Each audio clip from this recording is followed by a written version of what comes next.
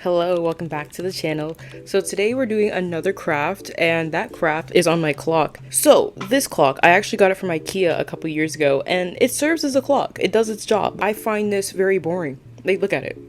So today we're going to redesign it to make it look exactly like how I envision. Now, if you see behind me, my desk has a little bit of a floral design already going on, and I thought it would be a really cool idea to just lean into that and make my clock very similar. The idea I drafted up yesterday was actually doing flowers based on the month of the year. I just thought it would be cool to just lean into the flowers and make a clock that also relates to that. But anywho, let's stop the yapping and let me just show you the plan, because oh man, it's one that I love. So I actually designed this yesterday on Procreate around 2 a.m. because you know what they say about artists, you just get all your best ideas around 2 to 5 a.m. So I ended up putting in my clock onto Procreate and just designing around it.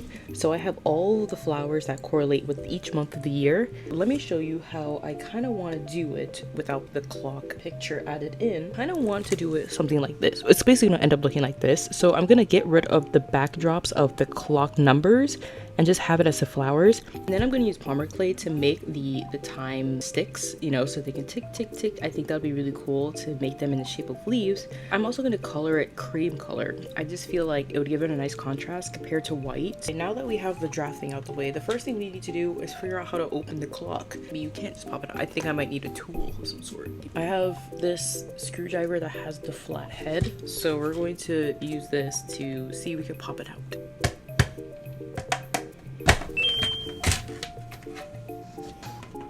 Yes, it came out so easily.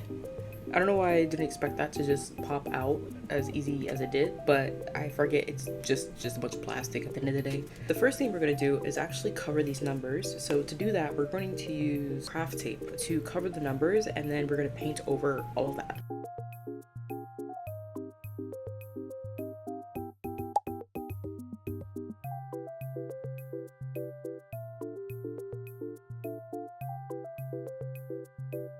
Okay, the numbers are nice and covered up, and I cleaned up the extra tape. Now let's get to painting. As you can see, it's actually really nice and flat, so we have a nice surface.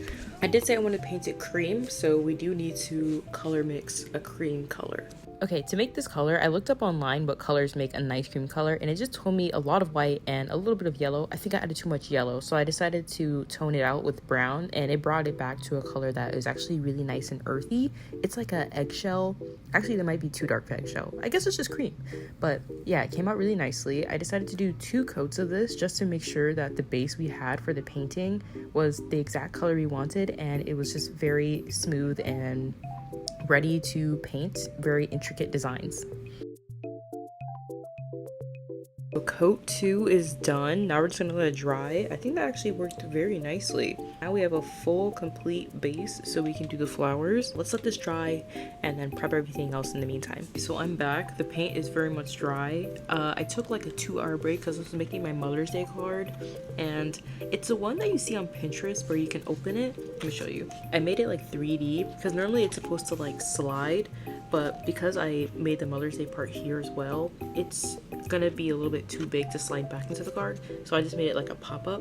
I also added a printed paper so it looks like a brick house. That'll be really cute. But yes, this is my Mother's Day card. Very excited. Literally tomorrow's Mother's Day, so yes. The other thing, I got my mom, I crocheted her some wool socks, and I'm gonna make a flower bouquet. My audio softens. I had to take off my mic because I need to charge my iPad, but now we're doing the sketching for each part of the clock. So right now I have the chrysanthemum for November and then the Christmas flower for December. Okay, the next flower I did was the Cosmo flower, which I decided to just do the petals. I didn't do the leaves for this one just because I wanted to keep it quite simple. And then I ended up moving on to the aster and the gladiolus flower as well. My reference for the flower designs actually came from 3 different things. It came from Pinterest, me looking up the flowers themselves, and a website that I looked up to figure out all of the flowers of each month of the year. It helps me out a lot in this because, you know, I know flowers, but I don't know them to the exact point. But yes, the most recent one we just did was the water lily, and now we're moving on to a honeysuckle and lily at the valley, which is such pretty flowers, by the way. Now for the remaining flowers, I'm doing the sweet pea, daffodil, iris, carnation, and poinsettia flower. So we have the basic sketches of all the flowers. It's gonna look a bit weird because they don't have the stems, because the stems I want to keep green, so I don't want to sketch it out. Now I just have like the flower heads. But yes, now that we have the sketches, let's get the painting, because we have had this paint sitting out all day, so it's probably a little bit crusty, not gonna lie. When it came to the paint, I wasn't really too keen on making it neat, only because I already knew I was gonna outline it with both a black and colorful marker, so I just kind of just went with the flow. Also, what happened here? My hand just totally glitched out. Anyways, we continue with the painting process, and I have such bad posture when it comes to any sort of art. I just feel like I have to really be in it, so I bend my back all the way till it's basically on the item. How else am I supposed to see? I don't know. Anyways, we're doing all of our painting. I decided to do it by increments, basically on a color palette. So I did the yellow first, the purples, and then I did, I think, blue or pink next. Only because I just wanted to use one paintbrush for all the colors instead of like alternating between the different ones. And it just made everything just a lot easier. Something else I'm noticing while I'm editing this is the fact that I just did not moisten this paint at all. I just used like the very hard, rough paint and just called it a day. Because, you know, it's just like, it's getting the job done. It's getting the job done. So I didn't even mind it at all. But I could have definitely made this a bit easier if I just used softer paint.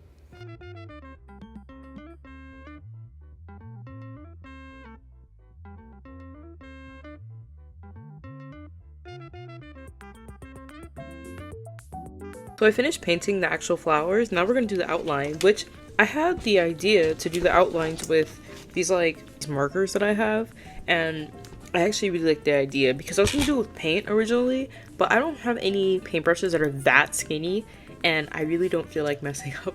So we're going to use these markers that I have to do all the outlining. As you can see here with the carnation, like, it's actually blending out really nicely. So let's completely do all the flowers with these markers.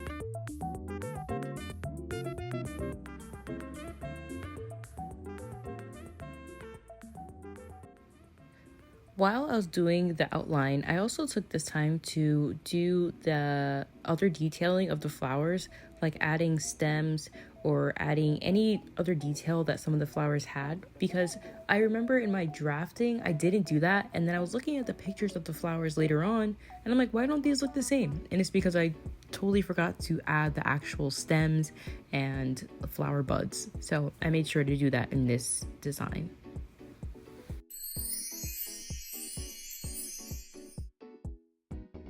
I also decided to move on to the leaves, and for each of the flowers I decided to change it up just a little bit.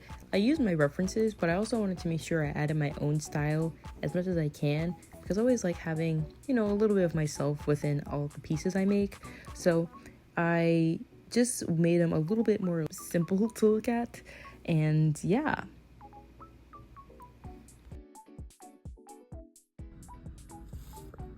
It's really cool to see how much it's resembling the sketch, and I decided to test it out on my wall just to see how it would look so far. Now we're just adding the swirls and any other detailing that I really want on here, just to give it more life, because it does have detail, but I want it to have a little bit more character design. So we're just adding more of the swirls and any other random things I decide to put on here. I've really been loving 4-leaf clovers, so it's the one thing I've just been putting on everything as of lately.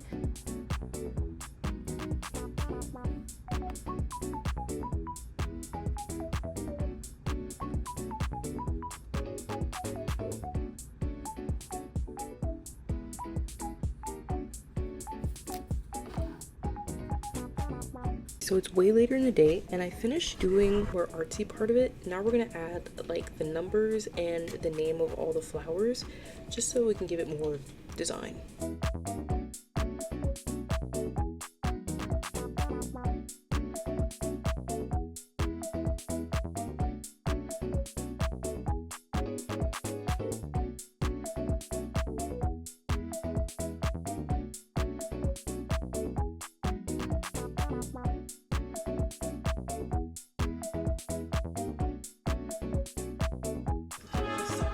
I'm really liking how this looks because it looks educational as well. Like, you can learn something each time there's a new time. That's so cool. So now we're just gonna make the time sticks out of leaves and then glaze. I think my Palmer clay kit has to be my favorite thing ever because it's literally just a random bowl with a bunch of clay all over the place. Like, it's literally the definition of gleep glop gloop, but in clay version. But we picked out 2 different greens, a slightly light and a slight, what is this, like a sage green? I'm not too sure on this color of green, but we picked out 2 greens and we're blending it just to get a more natural green color.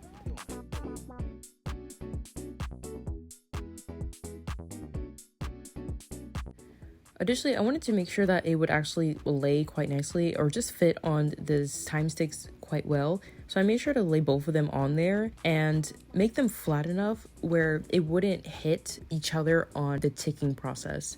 So I made them quite flat and then I added the indentations of leaves. I should have done that hack I did in my last video of putting some film over it to make the line smoother, but honestly, it looks quite natural when you think about it because leaves aren't very smooth and finished all the time. So yeah.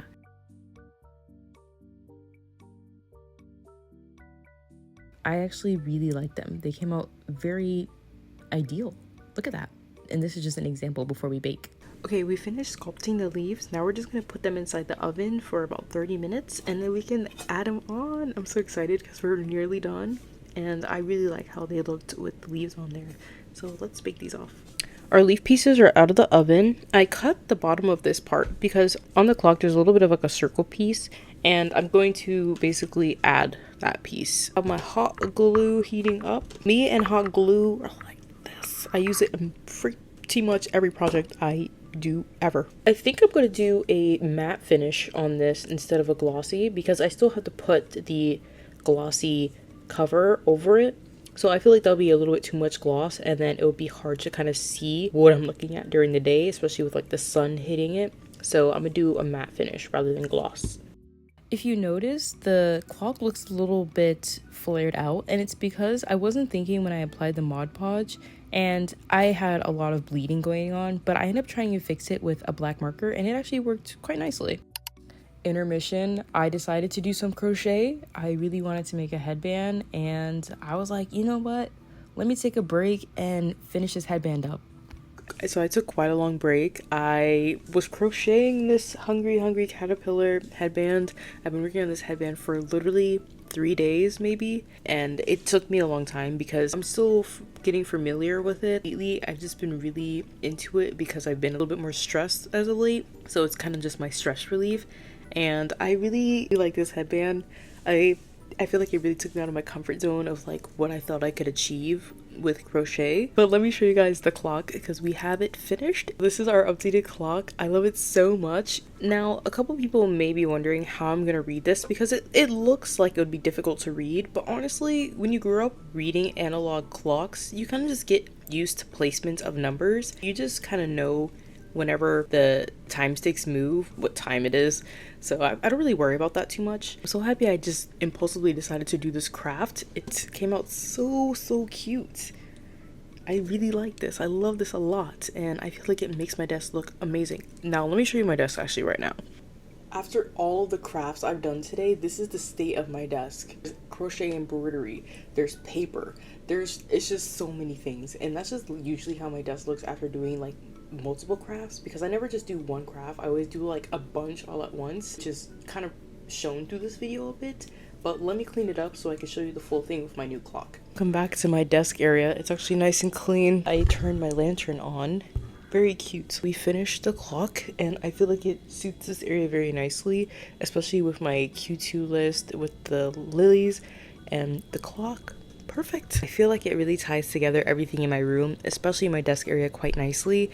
It really just was a spark of creativity. I just drafted up the idea and I decided just to lean into it. I always like having personalized things. It always just makes me feel really inspired, but I'm glad I was able to share this journey of making a really cute clock with everyone on here. If you have any creative projects yourself that you have started or want to start, please share them. It would be cool if we could have a community of just people just sharing their creative hobbies and finding comfort in other people that share the same quick-minded thinking or just fun thinking. Thank you all for watching and joining me along, and I'll see everyone in my next video. Bye.